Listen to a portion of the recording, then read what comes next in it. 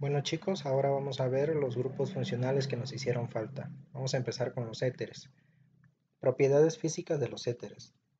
Los puntos de ebullición de los éteres resultan en general bajos, siendo comparables a los que presentan los hidrocarburos de masa molecular similar.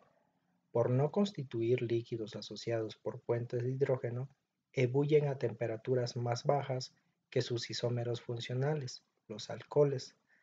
La solubilidad en agua de los éteres es similar a la de los alcoholes. Por ejemplo, el éter etílico y el butanol tienen una solubilidad de aproximadamente 8 gramos por cada 100 mililitros de agua. Esto debido a que no cumpla con un ángulo de enlace de 180 grados, sino de 110, no se anulan sus momentos dipolares. Sus propiedades químicas. Los éteres son muy poco reactivos. Una de las pocas reacciones que ocurren con los éteres es la ruptura del carbono-oxígeno. Cuando se calienta en presencia de ácido bromhídrico o ácido yodhídrico, los productos de la reacción son bromuros o yoduros de alquilo. Por ejemplo, el dietil éter forma bromuro de etilo cuando se trata con ácido bromhídrico. ¿Vale? Los éteres reaccionan del mismo modo con el ácido yodhídrico. Entonces, cuando nosotros tengamos un éter en presencia de ácido, de un hidrácido más agua, esto va a formar un halogenuro de alquilo. Ahora veremos los aldehídos. Aldehído significa alcohol deshidrogenado. Propiedades físicas de los aldehídos. Hasta 4 carbonos son solubles en agua, ya que forman puentes de hidrógeno. Su punto de ebullición es mayor que el de los alcanos de igual peso molecular, pero menores a la de los alcoholes y ácidos carboxílicos. Los primeros aldehídos de la clase presentan un olor picante y penetrante fácilmente reconocible. Propiedades.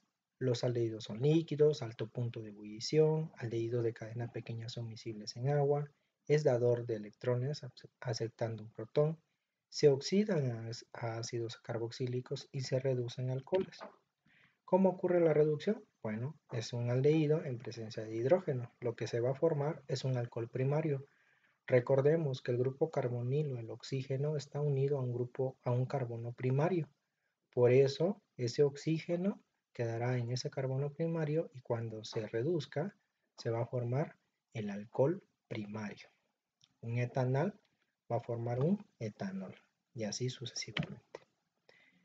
¿Qué pasa con la oxidación? Bueno, los agentes oxidantes comúnmente utilizados para oxidar aldehídos en ácidos carboxílicos son permanganato de potasio y ácido crómico.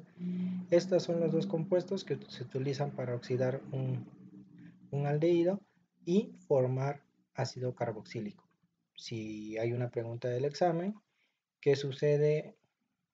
¿En qué se transforma un aldehído en presencia de permanganato de potasio? Se forma un ácido carboxílico. Ahora veremos las cetonas. Las cetonas son compuestos que resultan de la oxidación moderada de alcoholes secundarios. Propiedades físicas. Tienen propiedades físicas casi idénticas a la de los aldehídos.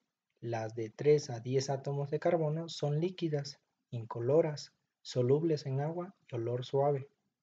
Las cetonas de 3 y 4 átomos de carbono son solubles en agua. Las superiores, alto peso molecular, pueden ser líquidas o sólidas, incoloras e insolubles en agua. Son menos densas que el agua. Propiedades químicas. Se comportan como ácidos debido a la presencia del grupo carbonilo. Esto hace que presenten reacciones típicas de adición nucleofílica. Las reacciones de adición nucleofílica.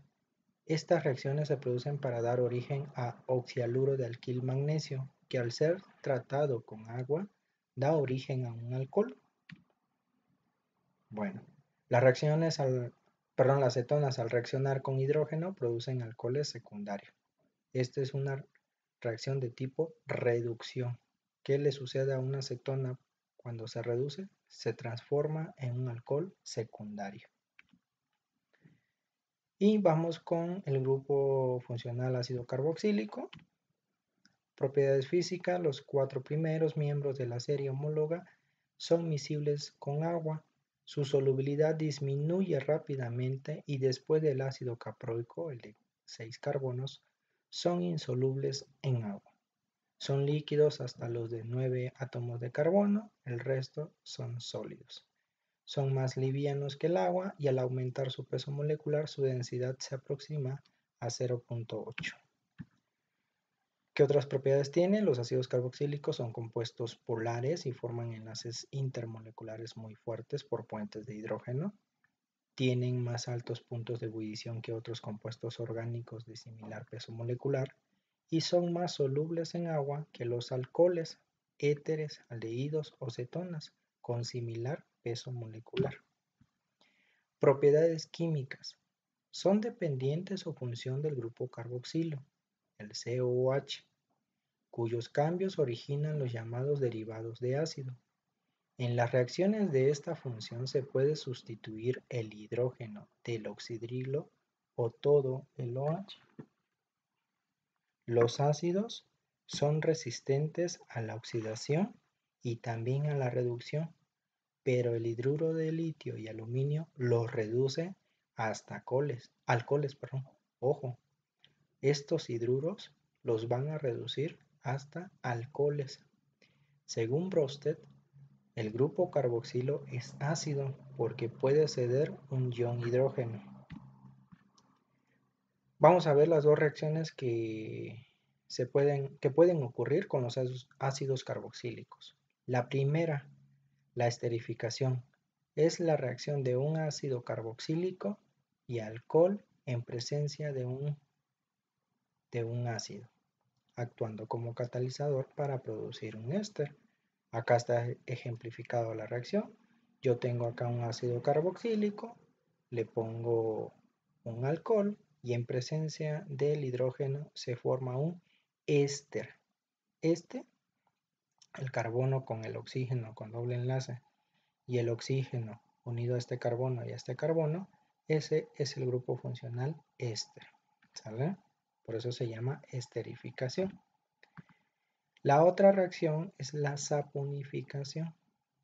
Eso va a ocurrir entre un ácido carboxílico y una base. Lo que ocurre es que el metal de la base se une al grupo funcional carboxilo. En el lugar donde está el hidrógeno, ahí se posiciona y se forma una sal, lo que se le llama jabón, más alcohol. ¿Cómo ocurre la esterificación? Bueno, yo tengo de este lado 3 ácidos grasos, ¿sí?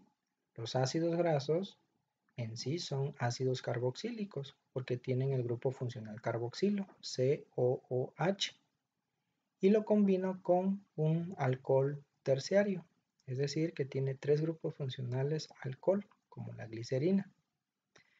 Cuando se combinan, se están esterificando. Si se dan cuenta, aquí el carbono que tiene el oxígeno con doble enlace se mantiene, pero además ese carbono va a estar unido a este carbono de la glicerina por medio de un oxígeno, formando el enlace éster. El OH de este carbono más el hidrógeno del grupo carboxilo se combinan para dar lugar a una molécula de agua. En resumen, por cada enlace éster que ocurre, se libera una molécula de agua y en este caso, como fueron 3 enlaces éster, se liberaron 3 moléculas de agua. ¿Y qué se forma? Un triglicérido. Entonces, la reacción de esterificación entre 3 ácidos grasos más glicerina da lugar a la formación de un triglicérido. Estos son los triglicéridos que consumimos en nuestra dieta y que también tenemos en sangre. ¿Vale? Y cada vez que se formen triglicéridos, se van a liberar moléculas de agua. Y la saponificación, yo tengo aquí mi triglicérido, le pongo una base y el metal, que es el sodio, se va a unir al oxígeno de cada ácido graso, se forman misales de los ácidos grasos, es decir, el jabón y el alcohol, ¿vale? Es así como son las propiedades físicas y químicas de los grupos funcionales que vimos durante el curso. Bueno chicos, eso es todo por hoy.